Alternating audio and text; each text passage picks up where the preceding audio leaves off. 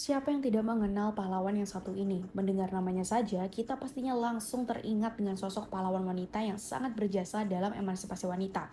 Salah satu bukunya yang berjudul Habis Gelap Terbitlah Terang, menggambarkan bahwa memang sejak Kartini turut menyuarakan ketidakadilan dan diskriminasi yang dialami oleh para perempuan zaman dulu, membuatnya bagaikan cahaya memberikan harapan baru bagi kaum perempuan. Kisahnya yang sangat heroik dan penuh perjuangan ini, kemudian mendorong sutradara Hanung Bramantyo untuk merilis film Kartini pada tahun 2017. Film Kartini ini diambil dari kisah nyata perjuangan Raden Ajeng Kartini dalam memperjuangkan hak kesetaraan. Di Indonesia sendiri, pada awal tahun 1900 Masehi, wanita terutama dari Jawa memang tidak diperbolehkan untuk memperoleh pendidikan yang tinggi tak terkecuali dari keturunan ningrat. Pada zaman itu, wanita ningrat Jawa ketika sudah dianggap cukup umur diharapkan untuk menjadi seorang Raden Ayu dan menikah dengan pria berkedudukan ningrat pula. Selama hidupnya pun, Kartini juga tumbuh menyaksikan bagaimana ibu kandungnya yang bernama Ngasira menjadi orang yang terbuang di rumahnya sendiri. Bahkan dianggap pembantu hanya karena darah ningrat tidak mengalir dalam tubuhnya. Meskipun pedih, tetapi tidak ada yang bisa dilakukan karena tradisi yang ketat membuat sang ayah Sosro Ningrat pun tidak bisa berbuat apa-apa. Melihat diskriminasi yang diterima oleh ibunya tersebut dan budaya yang berusaha memenjara dirinya, membuat Kartini pantang menyerah dan berjuang sepanjang hidupnya untuk menyuarakan hak kesetaraan, sekaligus hak mendapatkan pendidikan untuk semua orang, khususnya bagi para perempuan.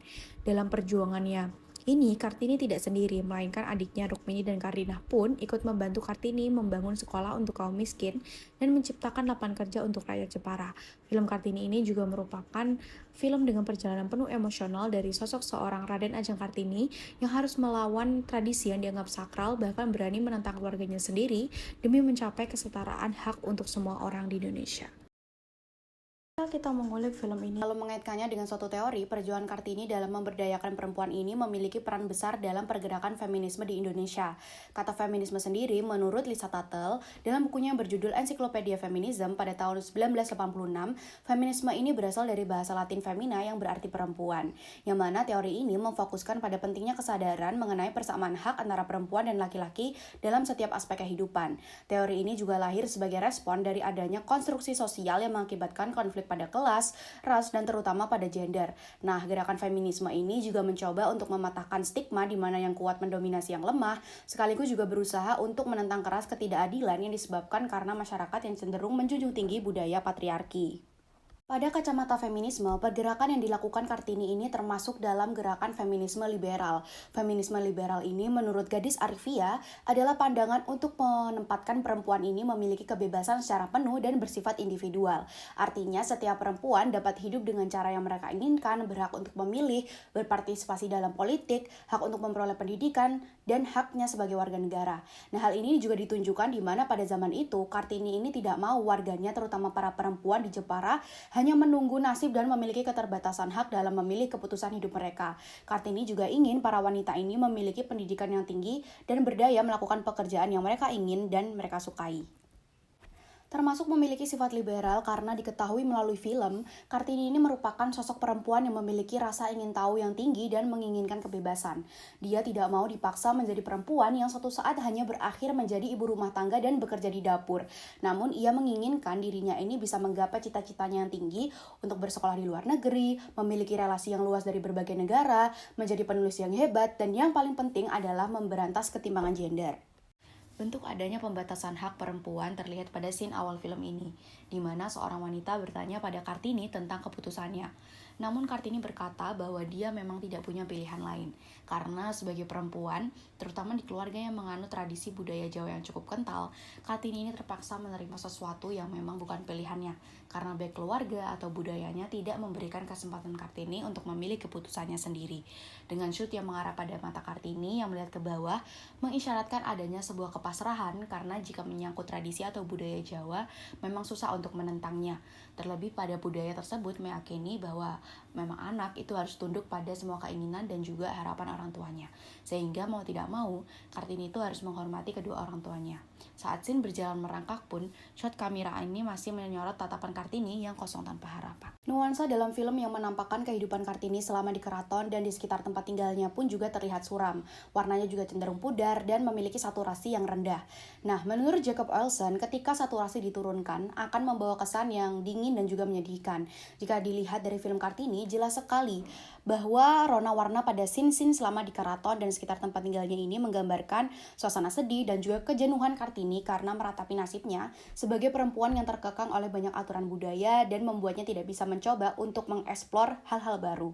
Ketidakbebasan yang ada dalam diri Kartini ini pun juga diwakili oleh desain pada rumah yang ditinggali Kartini. Terlihat banyak sekali jendela namun memiliki sekat-sekat seperti bilik penjara. Hal ini menandakan keterbatasan Kartini sebagai perempuan di mana dirinya lagi-lagi terpaksa hanya menjalani masa-masa pengitan dari remaja hingga dewasa sampai ada pria ningrat yang menikahinya. Padahal antara keinginannya dengan budaya sangatlah bertolak belakang.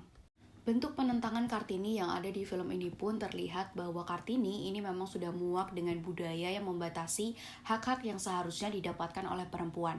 Belum lagi perempuan ini seringkali memang dibebani oleh stereotip-stereotip yang tidak masuk akal. Contohnya adalah di mana wanita ini selalu dituntut untuk sempurna. Pada scene 10 menit 57 detik sampai 10 menit 59 detik menunjukkan bahwa Sulastri, kakak tiri Kartini ini mengatakan bahwa tubuh perempuan adalah satu-satunya harta yang paling berharga dan akan menentukan takdir seorang perempuan. Jika dihubungkan dengan stereotip yang ada di masyarakat kita, hal ini berkaitan dengan bagaimana kecantikan, keindahan fisik perempuan ini dijadikan sebagai patokan atau standar umum yang cukup mempengaruhi psikologi perempuan, terutama tentang definisi kecantikan itu sendiri. Asumsi yang bersifat kultural inilah yang kemudian mendorong para perempuan, terutama Sulastri, untuk terus merias dan merawat dirinya demi terlihat sempurna di hadapan orang lain, terutama untuk suaminya nanti. Selain stereotip-stereotip yang muncul tentang perempuan, pada zaman itu ketidaksetaraan hak yang didapat antara laki-laki dan perempuan memang sangat terasa, di mana terlihat di scene yang menunjukkan bahwa Sosro Kartono yang merupakan kakak Kartini ini diperbolehkan untuk menuntut ilmu sampai ke luar negeri. Sedangkan Kartini meskipun memiliki semangat yang berapi-api dalam belajar dan keinginan tahuan yang tinggi, malah harus dikurung di kamarnya dan menjalani masa pengitan yang membuatnya tidak bisa pergi jauh untuk menggapai cita-citanya. Karena pada budaya ini melanggengkan stereotip yang mengatakan bahwa perempuan tidak perlu sekolah tinggi sebab pada akhirnya kodrat perempuan hanyalah menjadi seorang ibu rumah tangga. Penggambaran perempuan pada beberapa negara termasuk Indonesia sendiri seringkali masih dianggap sebagai the second class, di mana artinya kaum perempuan ini sering dianggap menduduki kelas kedua setelah laki-laki, baik dalam posisi ekonomi, sosial, politik, dan hanya dianggap sebagai pelengkap saja. The second class yang dimaksud pada film Kartini ini lebih kepada bagaimana perempuan ini menjadi pendamping kaum laki-laki. Dalam stereotip Jawa, kedudukan perempuan dalam kehidupan sosial hanyalah sebagai pendamping suami atau seorang laki-laki. Nah, ini terlihat dari scene di mana Kartini ini dipaksa untuk mengabdikan hidupnya untuk menikah dengan pria ningrat yang diinginkan oleh keluarganya. Karena tekad Kartini yang kuat membuatnya tidak berhenti untuk terus belajar, membaca banyak buku, dan menulis artikel-artikel yang memang relevan dengan realita yang ada di sekitarnya. Ia juga merupakan perempuan yang memang memiliki pemikiran yang cukup berbeda dibandingkan dengan perempuan lainnya. Kartini ini juga selalu ingin memiliki pemikiran yang sama seperti perempuan-perempuan Eropa, di mana mereka itu bisa berpikir secara terbuka dan mampu menuntut hak-hak mereka sebagai perempuan dengan adil. Oleh karenanya, Kartini ini terus berusaha menumpas ketidaksetaraan gender yang pernah dialaminya. Jiwa feminis Kartini ini pun juga terlihat sejak kecil, di mana hal tersebut ini ditunjukkan melalui scene di mana Kartini terus memberontak saat ingin bertemu dengan ibunya Ngasirah. Karena terus dihalangi, ia pun berhasil mengalahkan 2 orang penjaga pria yang berusaha melarangnya untuk menghampiri ibunya tersebut. Tak hanya itu, Kartini ini juga merasa sangat marah saat ibunya Ngasirah dijuluki pembantu oleh kedua penjaga tersebut. Ini menunjukkan bahwa Kartini ini tidak mau ibunya dipandang rendah oleh kedua penjaga itu dan merasa bahwa ibu Ngasirah ini juga memiliki kedudukan yang setara dengan keluarga ningrat yang lainnya dan patut untuk dihormati. Meskipun sudah hidup berkecukupan, Kartini ini tetap tidak melupakan ibunya dan memperlakukan semua orang secara sama tanpa ada pembedaan sedikit pun. Dalam dialog menit ke-18, Kartini ini mengatakan bahwa dirinya memang tidak mau siapapun mengatur dirinya di masa depan. Dia ingin menjadi perempuan yang bebas melakukan apa saja tanpa harus ada larangan dan aturan yang membuatnya tunduk dan tidak bisa bebas melakukan apapun. Pada menit ke-24, Kartini ini juga mengajak Kardina dan juga Rukmini untuk menjadi Raden Ajeng yang berbeda.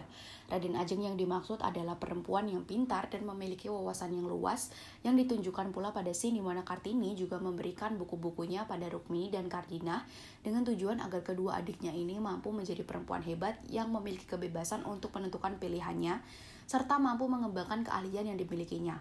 Terbukti dengan dorongan tersebut, membangkitkan semangat Kartini dan Rukmini untuk menekuni skill menggambarnya. Tapi Kartini untuk mengajak dua saudarinya tersebut akhirnya terwujud. Perlahan atas kegigihannya, kepintarannya, Kartini juga berhasil mengunggah beberapa hasil karya tulisnya di surat kabar. Tak hanya itu, mimpinya untuk memiliki relasi dari mancanegara pun juga tercapai. Pada scene yang menunjukkan keberhasilan Kartini ini, kita bisa melihat bahwa dari raut muka yang senang dan rona warna pada film yang menyorot Kartini dengan Stella di Belanda sangat amat berbeda dengan rona warna pada scene awal, di mana pada scene di Belanda ini nampak jauh lebih cerah dan saturasinya pun cukup tinggi dan memberikan kesan yang jauh lebih hidup.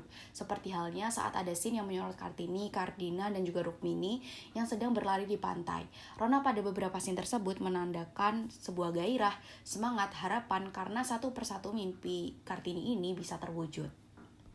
Namun perjalanan Kartini pun juga tidak berjalan mulus nih teman-teman. Sebab masih banyak orang seperti kakak pertamanya Slamet serta ibu tirinya Muryam yang menentang langkah-langkah Kartini. Slamet juga menganggap bahwa tindakan yang dilakukan Kartini adalah liar dan merusak citra dari keluarga Ningrat.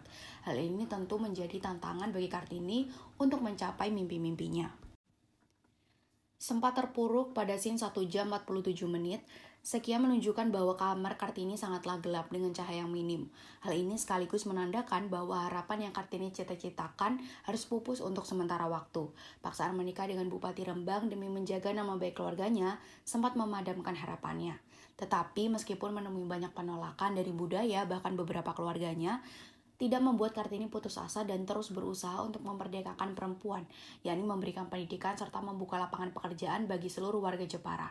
Pengorbanan besar juga tidak hanya dilakukan oleh Kartini, melainkan juga ibunya Kansirah, di mana dirinya ini rela menjadi pembantu di rumahnya sendiri hanya agar Kartini bisa memiliki masa depan yang cerah, hidup tentram tanpa kekurangan, dan mencapai pendidikan yang cukup. Pada scene terakhir pada saat Kartini dilamar oleh Adipati Joyodiningrat, sebelum menerima persuntingannya, Kartini ini juga masih menetapkan beberapa syarat di mana Kartini tidak mau menyuci kaki suaminya. Hal ini menggambarkan tradisi masyarakat Jawa, ketika menikah, pengantin pria memang menginjak telur dan pengantin wanita yang membasuh kakinya sebagai bentuk kepatuhan pada suaminya. Penolakannya ini digambarkan sebagai penentangan terhadap budaya, di mana menurutnya tindakan tersebut adalah bentuk perbudakan dan penghinaan terhadap perempuan. Kedua, dia tidak mau banyak hidupnya ini berdasarkan pada peraturan-peraturan yang rumit. Kartini juga merasa bahwa dirinya ini hanya ingin diperlakukan seperti orang biasa yang bebas melakukan apapun yang dia sukai tanpa ada aturan yang mengikatnya. Ketiga, Kartini juga menginginkan suaminya untuk membantunya membangun sekolah. Syarat ini juga merupakan cita-cita Kartini yang ingin adanya pemerataan hak untuk mendapatkan pendidikan bagi siapapun tanpa memandang kelas maupun gendernya. Syarat keempat, Kartini juga mau ibunya Ngasira ini menempati rumah yang sama dengan Raden Aryo Sosroningrat dan Muryam, serta diperlakukan secara layak dan memanggilnya Mas Ajeng bukan Yuk. Ini menandakan bahwa Kartini tidak mau perempuan yang melahirkannya terus-terusan diinjak harga dirinya hanya karena bukan berasal dari keluarga Ningrat. Melalui film Kartini, dari semua adegan yang ditayangkan, hampir seluruhnya ini merupakan gambaran dari salah satu jenis feminisme liberal yang mana, menurut Mary Wollstonecraft dalam tulisannya A Vindication of the Right of Woman, feminis liberal ini mendasarkan pemikirannya pada konsep liberal yang menekankan bahwa wanita dan pria ini diciptakan setara, mempunyai hak yang sama, dan juga harus mempunyai kesempatan yang sama dalam kehidupan. Hak individu bagi kaum liberal ini diprioritaskan daripada kebaikan. Setiap individu diberikan kebebasan untuk memilih apa yang baik untuk dirinya, asal tidak merugikan orang lain. Nah, dari ibu kita Kartini, kita bisa belajar bahwa perempuan ini juga memiliki hak untuk memilih bagaimana kita ingin hidup di dunia ini. Jangan biarkan mimpimu terpasung hanya karena orang mencoba meremehkan dan menjatuhkanmu. Berusahalah sampai kamu bisa menjadi apa yang kamu inginkan dan merdeka dengan caramu sendiri.